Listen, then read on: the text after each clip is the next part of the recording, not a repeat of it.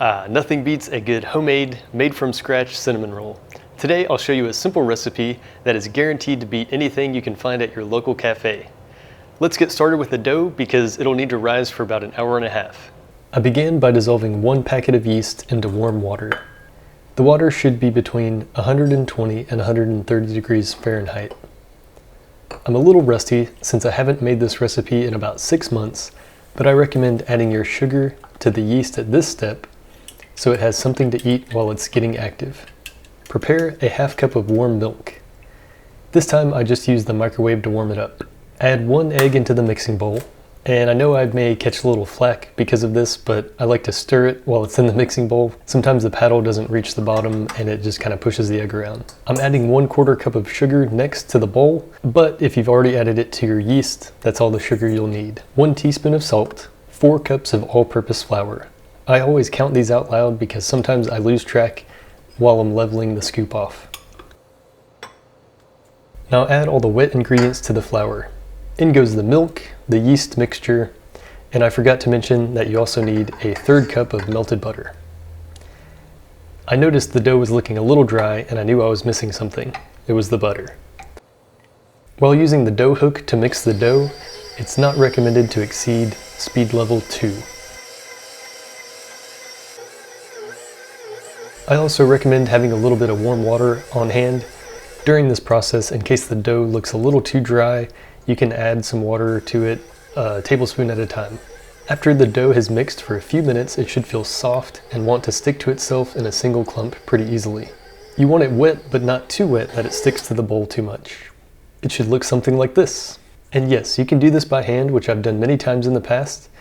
There's just a lot more labor involved, and it takes longer. Prepare a large oiled or buttered bowl for the dough to rise in. Gently form the dough into a ball and place it in the bowl.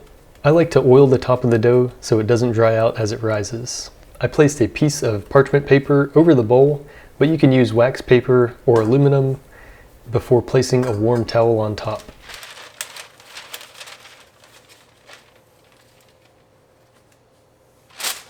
Okay, now that our dough is done and we're just waiting on it to rise or proof, I've actually thrown it in the oven and I just turned the oven light on. That should be enough to keep the oven and the dough nice and warm without making it too hot and killing off the yeast. So that's going to rise for an hour and a half, which gives us plenty of time to make our filling and our icing. I only want to dirty as few dishes as possible and wash as few dishes as possible, so we can go ahead and make our filling in the same bowl without even cleaning it out. The dough pulled most of that stuff out of there. I did change over to the whisk from the dough hook, and the whisk should work pretty well for the filling. So the filling is very simple. It's just 3 ingredients: sugar, butter, and cinnamon. I'm going to melt the butter slightly so it's very soft, which will make our filling easy to spread on the dough in the next step. Now with the filling, you also have the option to add nuts or apple pieces or raisins if you choose to. Let's go ahead and melt this butter and get started on the filling.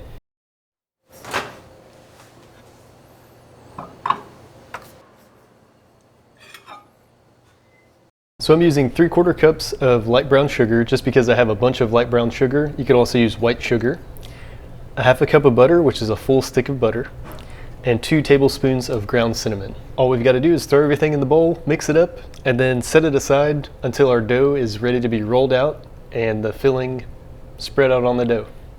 All right, I'll start with the sugar so it doesn't splash.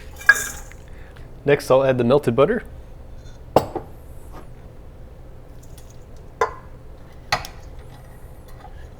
And then finally 2 tablespoons of ground cinnamon.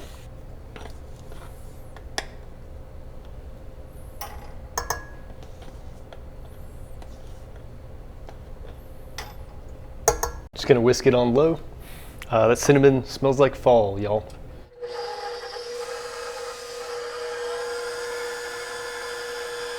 Since we used melted butter, right now the filling is super runny. I'm gonna let it cool down so it thickens up. You don't want it super runny when you spread it out on your dough because when you roll up the dough and then go to cut it, it's gonna squish out everywhere. The consistency we're shooting for is just like a very soft paste.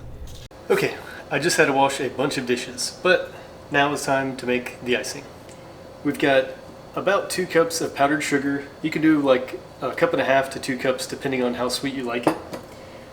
A 1/2 stick of butter and a 1/2 stick of cream cheese for a classic cream cheese icing. This is about 4 ounces of cream cheese. I'm also going to heat these up and melt them before I mix everything together. And then I have a little bit of water. If needed, you can add a tablespoon at a time to get it to that consistency that you want.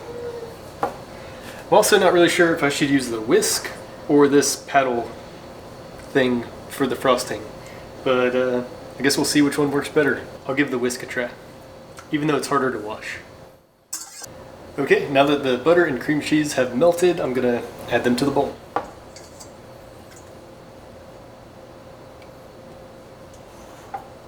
In goes the butter and cream cheese. Next up, the powdered sugar, very carefully. And I almost forgot, but we need a teaspoon of vanilla extract.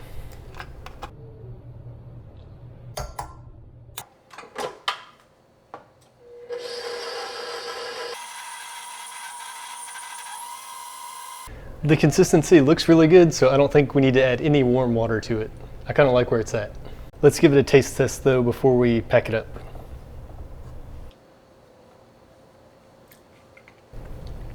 It's perfect.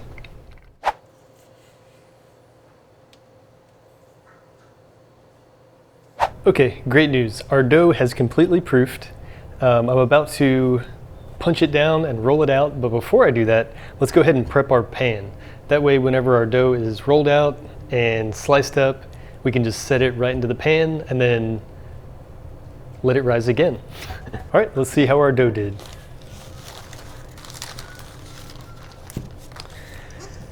Not too bad. And I'm gonna try and use this piece of parchment paper for the pan. Fits.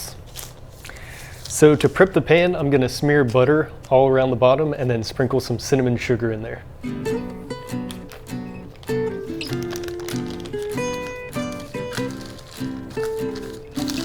Now you can use a glass or metal pan. You can even use a sheet pan. The glass is gonna give you like a softer, chewier kind of cinnamon roll. The sheet pan or metal pan, you'll get like a drier, crisper cinnamon roll. So whatever your personal preference is. It's also probably going to cook a lot faster on a metal pan versus the glass pan. So I could have actually made some extra filling and smeared that around the bottom. That would have been really good too, but I kind of forgot. So I'm just gonna do this.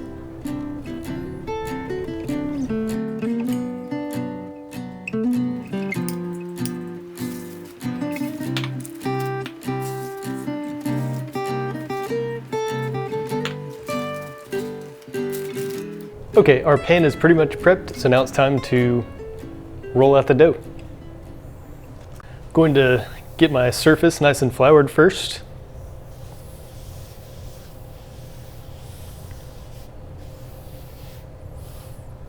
This is the fun part. Playing with the dough. That's pretty good. I like to leave a little extra in the corner in case I need more. I can just grab it. Leave that there. All right, so we want to punch down the dough first. In the bowl, and then roll it out. And hopefully we greased our pan well enough where it just plops out. All right, a little persuasion. Hey, there we go. Okay, it's very wet. It's good consistency. Although it would have been nice if it rose a little more. I think maybe my yeast was kind of old, or it's kind of cold on the bottom too. Maybe it wasn't quite warm enough in there. But I'm gonna go ahead and flour it and roll it out to a nice big rectangle. I'm gonna try to get it really thin.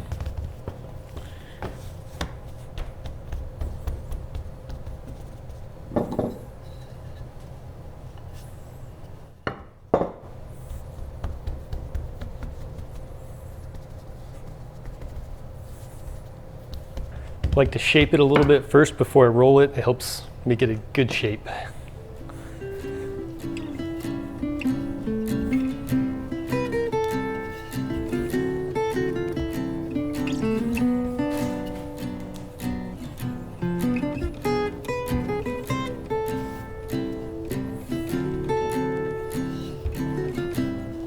All right, so something to keep in mind as you're rolling this out.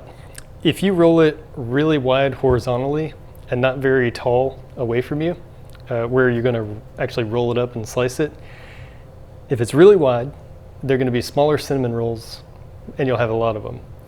If it's very tall, you're gonna have fewer cinnamon rolls, but they're gonna be really wide, really fat with a lot of rolls. So depending on what you wanna do, something to keep in mind. I'm kind of shooting for something in the middle.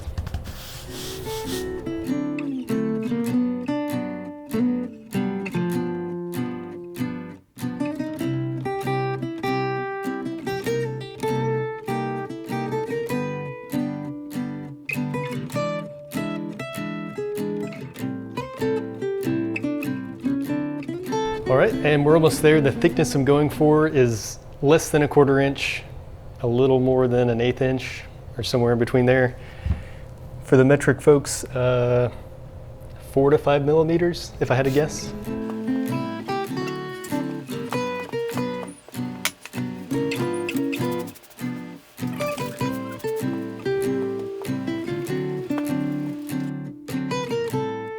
All right, now that we've got it all rolled out, it's time to put on our filling. This is a little bit thicker of a consistency than what I'd like, so I may just give it a good stir or warm it up slightly. But we want a pretty soft paste.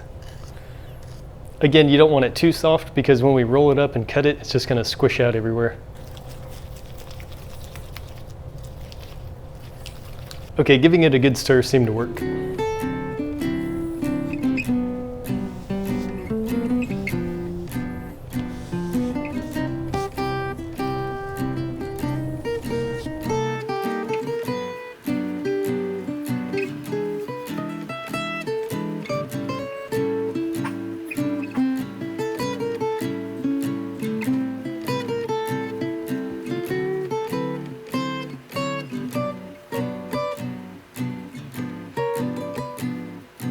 So if you notice, I left that top edge bare. There's no filling on it. That way, whenever I roll it up, I'm actually gonna put some water on there and then pinch it together and it should stick nice.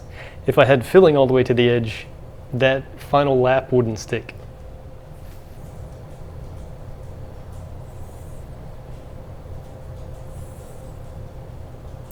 Just start small at the edge closest to you and start rolling away. If it's not rolling very easy, kind of pick it up off the table as you roll it.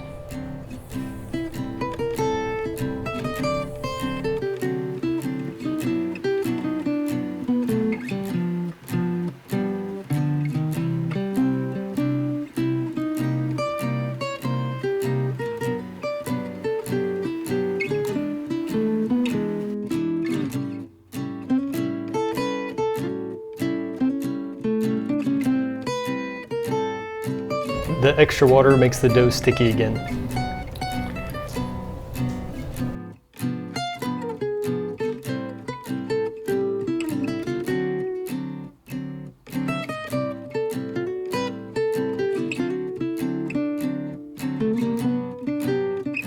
Then I just like to pinch the seam nice and hard so it becomes one piece.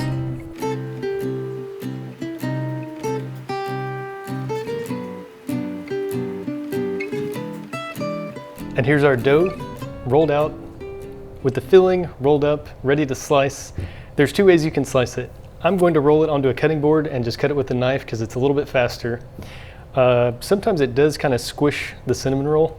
So if you want to get fancy, you can use a unscented, unflavored dental floss and slide it under, wrap it around, and then just pull it and it slices it. Okay, here we go. I've got a cutting board. Now it's time to portion out the cinnamon rolls and get them sliced.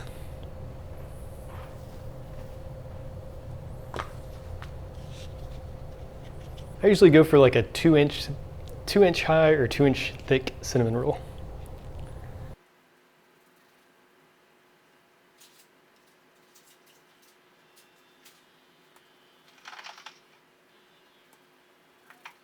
I'm just going slow and being careful not to squish it too much.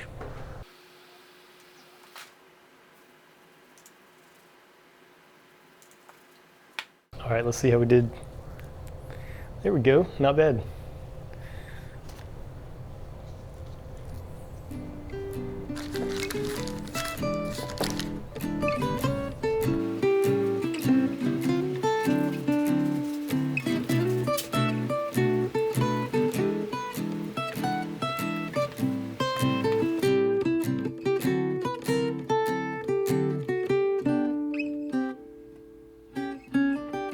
Now that these are all panned up, they actually have to rise for another 45 minutes. So I'm gonna stick them back in the oven to proof with just the oven light on, and then we'll check them out in 45 minutes.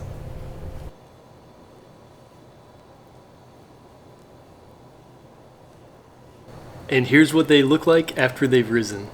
The smell is incredible. I haven't smelled this smell since last winter or fall. Reminds me of fall. It's really nice. I can't wait to bake these and eat them. They're gonna be delicious. They've risen, they're nice and soft and puffy. I also throw a ramekin of ice water in the oven with it to produce steam. I don't know if this is super necessary or if it makes that much of a difference, but bread makers do it, and I'm gonna try it. Well, they're done baking. They look amazing. They smell delicious. Now all that's left is to frost it and enjoy. These look really great. Now let's get some icing on it and give it a taste. Here's our icing we whipped up earlier.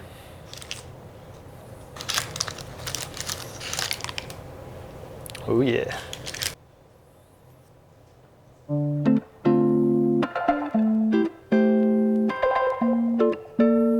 That good homemade cream cheese icing. Let's put a generous portion on there.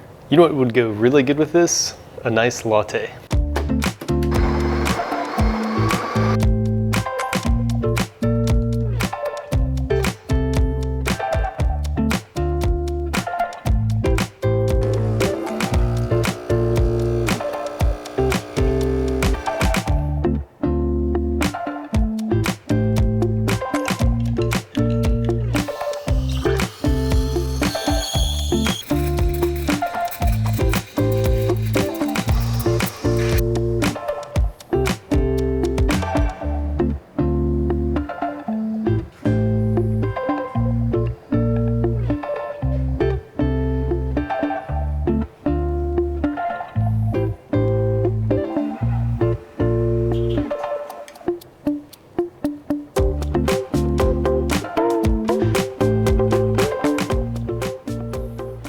All right, now there's only one thing left to do. Give it a good taste test.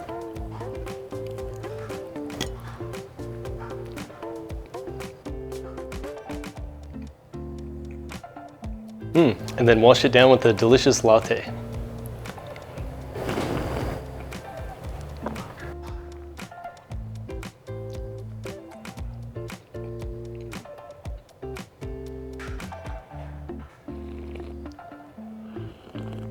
Well, thank you so much for watching this video. I hope it gave you a good idea of the steps involved. Please give it a like and consider subscribing. And please let me know in the comments below if you tried this recipe and how it turned out for you.